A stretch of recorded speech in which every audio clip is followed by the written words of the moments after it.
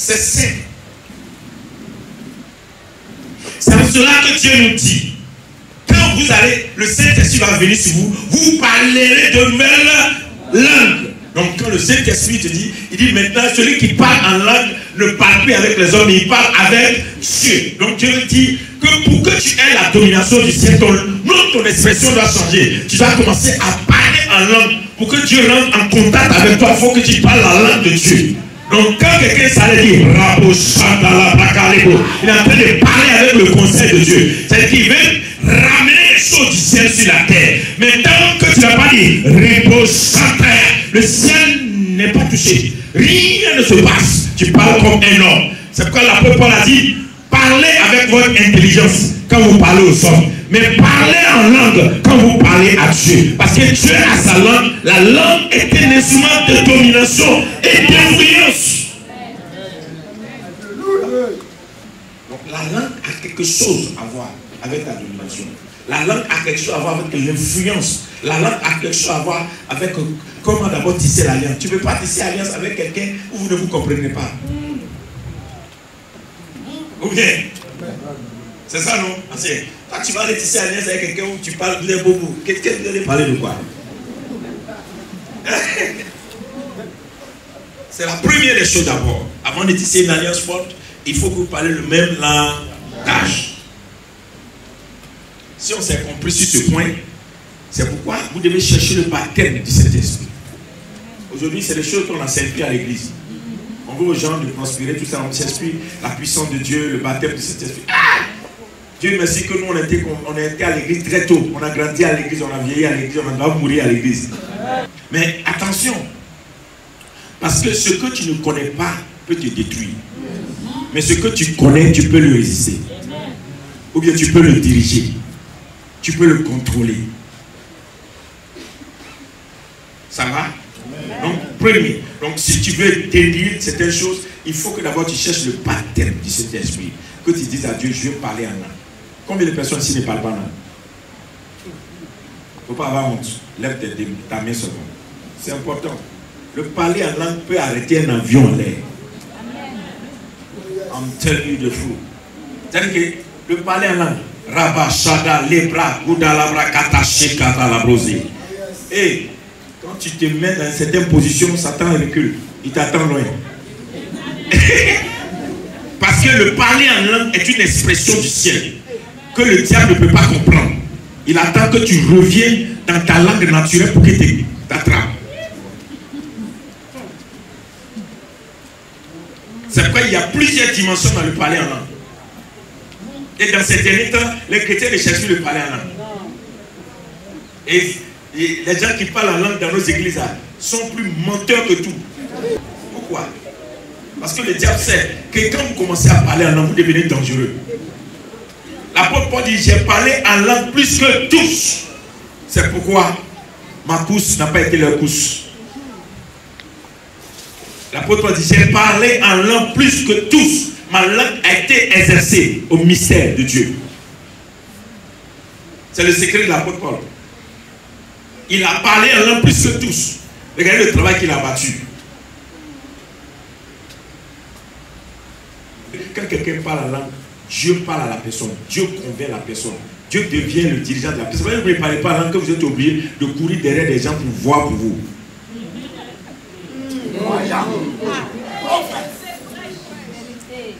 Parce que si ton don n'est pas du ciel,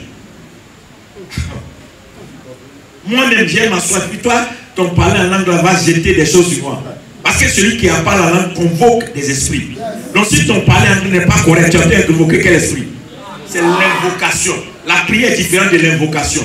La prière, c'est de faire des requêtes à un esprit qui peut accepter comme ne pas accepter. L'invocation, c'est appeler une divinité.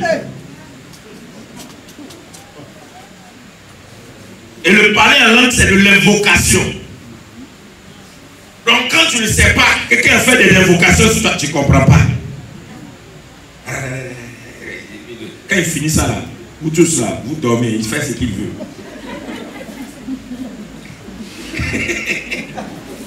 C'est pourquoi vous devez chercher le parler en langue. Alléluia. Vous devez chercher ça. C'est un don. Il faut chercher. Il faut désirer ça avec force. Quand vous allez désirer, Dieu va vous donner. Alléluia. Une fois que tu parles en langue, tu deviens puissant dans la prière. C'est pourquoi il y a des gens qui parlent en langue. Une femme seule enfermée dans une chambre peut faire tomber un roi de la terre, peut faire tomber une domination, une entité dans un quartier. Femme seule dans une maison. Mais quand tu ne parles pas en langue, tu parles en esprit, il comprend ta prière. Il entend ce que tu dis. Donc, au moment où tu entends un peu, il a compris. Et puis il fait. Quand tu parles en langue, ta pensée est barricadée. Le parler en langue devient la forteresse pour ta pensée, pour que le diable ne lise pas dans ta pensée. Sinon, les gens qui ne parlent pas en langue, le diable peut lire dans leur pensée. Beaucoup ne savent pas ça. Les gens disent que non, le diable ne peut pas lire dans ta pensée. Lisez votre Bible. La Bible dit dans le livre de Daniel que le roi a eu dans sa pensée, dans son lit, d'établir Daniel comme quoi, le chef des satrapes. Parce que Daniel avait un esprit supérieur. Il a eu dans sa pensée, il n'a pas encore dit. Il était même dans son lit qu'il a pensé à ça. Mais le lendemain, les satrapes ont fait un coup d'état contre Daniel à cause de la pensée du roi. Donc ça veut dire que le diable peut lire dans ta pensée, si tu es ouvert. Prophète. Mais quand tu parles en langue et que tu as une vie de prière, ta langue, tu es barricadé. Il ne peut pas lire. Tu dors, tu te réveilles, ça passe ce que tu veux.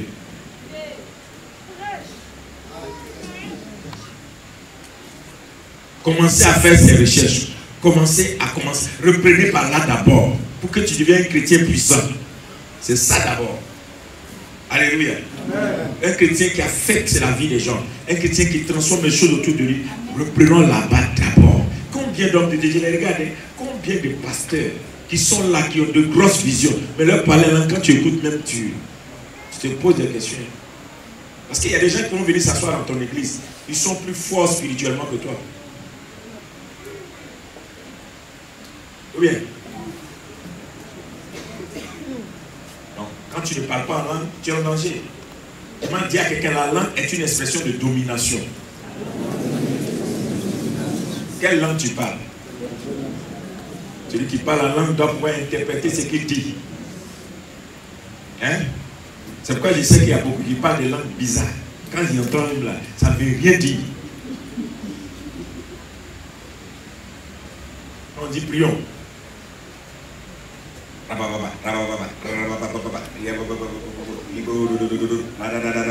Dieu ne parle pas comme ça. Le parler en langue est une expression. Quand Dieu a délié ta langue, tu peux parler le grec en tant que baoulé. Tu peux parler l'allemand en tant que baoulé. Tu peux parler le japonais en tant que baoulé. En réalité, Dieu prend des langues. C'est pourquoi le jour de la Pentecôte, la Bible dit que de différentes langues tout le temps. Et il parlait des langues des gens. Et puis les gens sont venus les voir pour dire, mais est-ce qu'ils comprennent ce qu'ils disent? C'est nos langues qui sont en train de parler. Vous n'avez pas lu ça dans la Bible? Donc le parler en langue, là, on peut comprendre ça. Mais dans l'autre ethnie, bien dans notre langage. Donc Dieu prend quelqu'un ici. Et vous êtes, on a Yam Sokro entre nous. Et on sait que tous ceux qui sont en personne ne parlent allemand. Et puis l'esprit vient sur quelqu'un. Et le gars est en train de prophétiser en allemand comme ça. Son allemand est propre. Quand il finit, quand tu lui parles en allemand, je ne comprends pas. C'est que Dieu a pris son esprit pour travailler. Hébreux 9, verset 15. On parle maintenant, je vais parler de rachat pour vous aider. Il dit, et pour cela, Hébreux 9, verset 15. Ok, je vais lire à partir du verset 13. Comme ça, vous allez comprendre. Car si le sang des taureaux et des boucs, à partir du verset 13, et la sang d'une vache répandue sur ceux qui sont souillés, sanctifient et procurent la pureté de la chair, combien plus le sang de Christ, qui, par un esprit éternel, s'est offert lui-même sans tâche à Dieu, purifiera-t-il votre conscience des œuvres mortes, afin que vous serviez le Dieu vivant. C'est pour cela qu'il est le médiateur d'une nouvelle alliance. Il y a quelle nouvelle alliance? Voilà. Donc ça veut dire qu'il y a une ancienne alliance. Il est médiateur d'une nouvelle alliance, afin que la mort étant intervenue par le rachat, La mort étant intervenue par le rachat des transgressions commises sous la première alliance. Ceux qui ont été appelés reçoivent l'héritage éternel qui leur a été promis. Donc, pourquoi tu ne reçois pas l'héritage éternel qui t'a été promis? S'il n'y a pas de rachat des transgressions commises sous la première alliance. Donc, les transgressions qui ont été commises sous la première alliance t'empêchent de rentrer dans l'héritage éternel qui t'a été promis. Donc, Dieu te promet la richesse. Et à cause des transgressions dans le passé, tu n'arrives pas à voir ça. Mon frère, tu vas faire des jeûnes de 3 jours avec tes versets bibliques. Tu as dit que Christ t'a libéré. Si tu ne connais pas la Bible, ils vont te ramener 1000 fois de l'Europe. Mais ce n'est pas parce que Dieu ne veut pas que tu ailles. Mais il y a des gens qui ont posé des alliances pour empêcher même ceux qui sont dans le plan de Dieu qui est arrivé. Prenez vos Bibles. Psaume 2. À partir du verset 2. Tu ne sais pas quelle alliance travaille contre toi. Il dit quoi? Pourquoi les rois de la terre, se soulèvent-ils? Pourquoi les rois de la terre se soulèvent-ils? Et les princes se liguent avec eux contre l'Éternel et contre son oint. Brisons leurs liens, délivrons-nous de leurs chaînes. Celui qui siège dans les cieux rit, le Seigneur se moque d'eux. Amen. Écoutez, ça c'est un processus que je ne vais pas montrer ici. Mais écoutez, Dieu dit, les rois de la terre se liguent avec les princes des airs contre Dieu même. Et celui qui est loin. Qui t'a dit que tu es loin, on ne peut pas s'attaquer à toi. Combien de moins qui sont malheureux, qui sont pauvres, qui vivent dans le péché de la famille? Combien de moins, comme il y a polygamie chez eux là, ils ont beaucoup de femmes, ou bien ils divorcent matin, midi, soir. Mais ils font délivrance, ils prêchent, mais vie, c'est que ses pères ont vécu. Pourquoi? On dit simplement parce que les rois de la terre, qui sont les entités, parce que la Bible dit que nous n'avons pas à traiter avec la chair, mais comme quoi, nous avons affaire avec quoi? Les principaux des esprits méchants dans les principautés. Donc, on parle de ça. Donc, les rois de la terre, ce n'est pas ministre, ce n'est pas président, ce n'est pas maire, c'est des entités territoriales. Se liguent avec les princes, le roi des princes dans les deuxième dimensions, contre même ceux qui sont hauts et contre même la volonté de Dieu. Donc, Dieu peut vouloir te bénir, mais il y a des principautés qui s'attachent avec les dominations pour dire jamais. Il dit, brisons les chaînes, délivrons de leurs liens. Donc si vous ne faites pas le travail de briser ces chaînes pour vous délivrer de leurs liens, tu vas voir toujours la prophétie, mais rien ne s'accomplit. Donc tu vas aller de croisade en croisade, ils vont prophétiser matin, midi, soir. La même chose de confirmation. Combien de confirmations tu as reçues? Pourquoi? Il y a des choses, les rois de la terre, il y a des mauvaises alliances qui partent contre toi. Il y a des gens qui ont traité des alliances qui sont trop puissantes.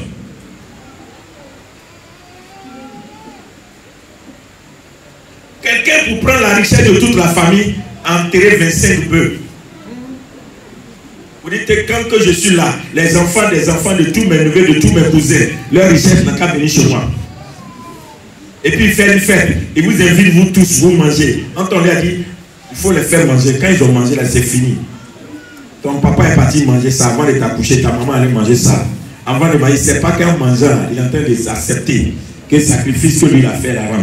Toi, tu es né, tu es ignorant. Maintenant, tu commences à subir les choses.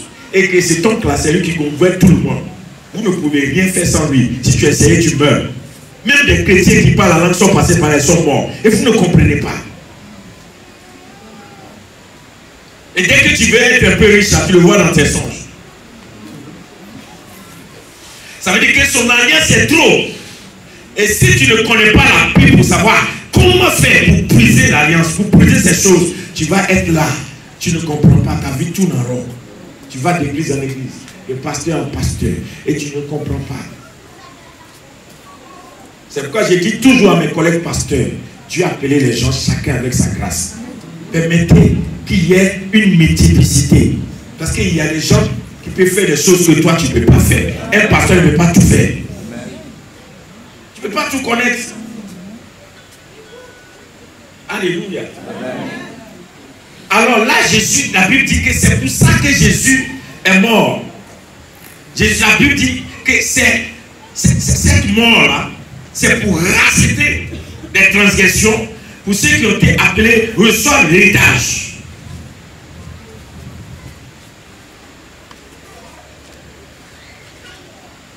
Alléluia. Alors, car là où il y a un testament, il est nécessaire que la mort du testateur soit constatée. Un testament, en effet, n'est valable qu'en cas où de mort, puisqu'il n'y a aucune force, tant que le testateur est vivant. Ça veut dire quoi? Il y a des héritages que tu ne peux pas recevoir tant que tu n'auras pas de mort. C'est pourquoi il y a des gens qui disent tant que je suis vivant. Donc lui, son alliance qu'il a traité, dit tant que lui il est vivant, mais elle est vivante. Vous là, vous n'allez pas vous marier. Parce qu'elle a fait parler avec ta mère. Et toutes les filles de ta mère disent tant qu'elle est ici vivante. Celle-là, ses enfants, aucun mariage. Elles n'ont qu'à aller faire des enfants comme des prostituées, enfants, un mari, un enfant, un mari, et puis elles n'ont qu'à venir s'asseoir. Elle dit ça, et puis elle est là. Elle vieillit, elle ne meurt pas. Tu ne comprends pas. Pourquoi? Elle a dit tant que je suis vivante.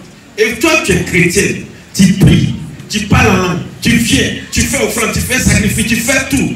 Un mari vient, il t'enseigne. Dès que tu enseignes, il devient nerveux, il est parti. Tu dis que les hommes ne sont pas bons, alors que c'est les esprits là qui viennent travailler comme ça, il faut les chasser. Il t'enseigne, il est parti. Quand tu finis la coucher, il revient.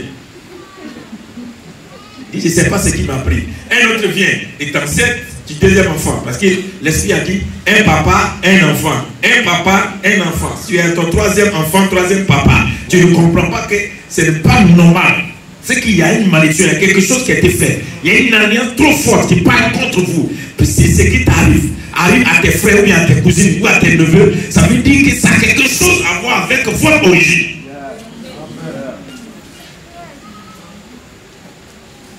Ou bien, même Esaü et Jacob n'ont pas eu le même destin. Mais comment c'est fait que vous, dans votre famille, là, vous avez le même destin? Les mauvaises alliances parlent. Il faut réussir à les briser par le rachat. Maintenant, quelqu'un me demande qu'est-ce que le rachat? Frère, ça veut dire que quand on parle de rachat, ça veut dire qu'on t'a vendu. Quand on parle de rachat, ça veut dire qu'on t'a... Ou bien? Alléluia. Quand on parle de rachat, ça veut dire qu'on t'a vendu. Et on doit te racheter.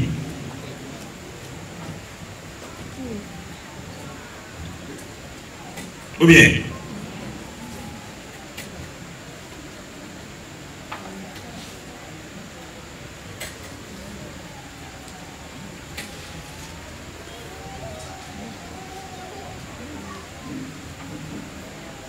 Bon.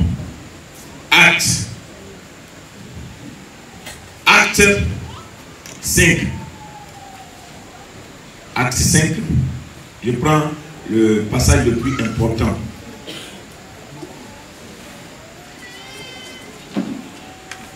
Non. Non, c'est pas ça. Romains 7, verset 14. C'est encore mieux.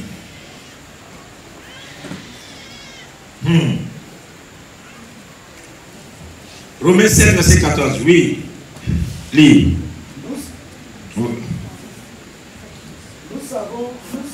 Nous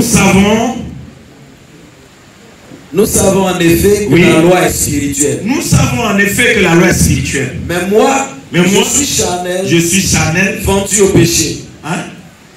Reprends. Nous savons en effet que la loi est spirituelle. Oui. Mais moi, je suis charnel, vendu au péché. Reprends. Nous savons en effet que la loi est spirituelle. Mais moi, je suis charnel, vendu au péché. Vas-y, le verset suivant. Car je ne sais pas ce que je fais. Je ne fais point ce que je veux. Et je fais ce que je hais.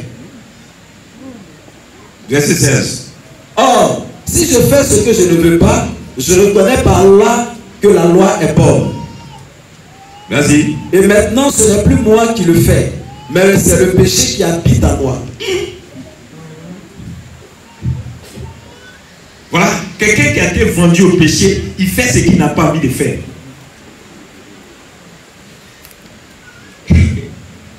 Alléluia. Combien de personnes ici, ce que tu es là, c'est ce que tu fais.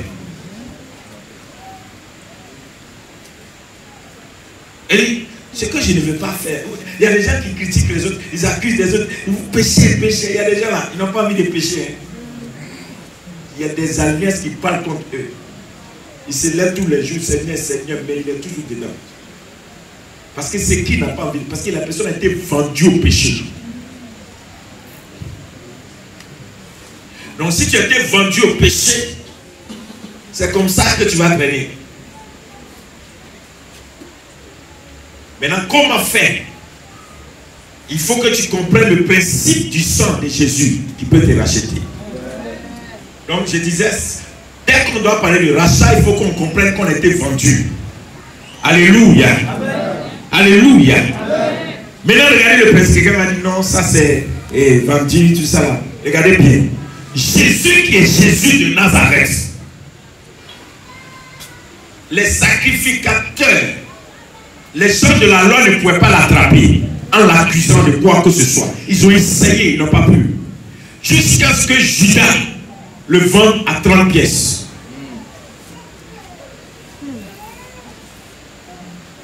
Je reprends. Parce que ça, tu vas dire que c'est l'Ancien Testament. Jésus qui est Seigneur. Alléluia. Dans toute sa gloire. Les gens ont cherché tous les complots pour l'arrêter, ils n'ont pas pu. Jusqu'à ce que Judas le vende pour dire 30 pièces. Je vais vous le donner et vous me donnez 30 pièces. À partir de cet instant, alléluia, Jésus ne pouvait plus rien faire. Et ils sont venus, ils ont attrapé Jésus. Et Judas lui a donné le baiser, il doit l'attraper. Écoutez, pourquoi? Parce que Judas est dans l'alliance avec Jésus, c'est lui seul qui peut livrer Jésus.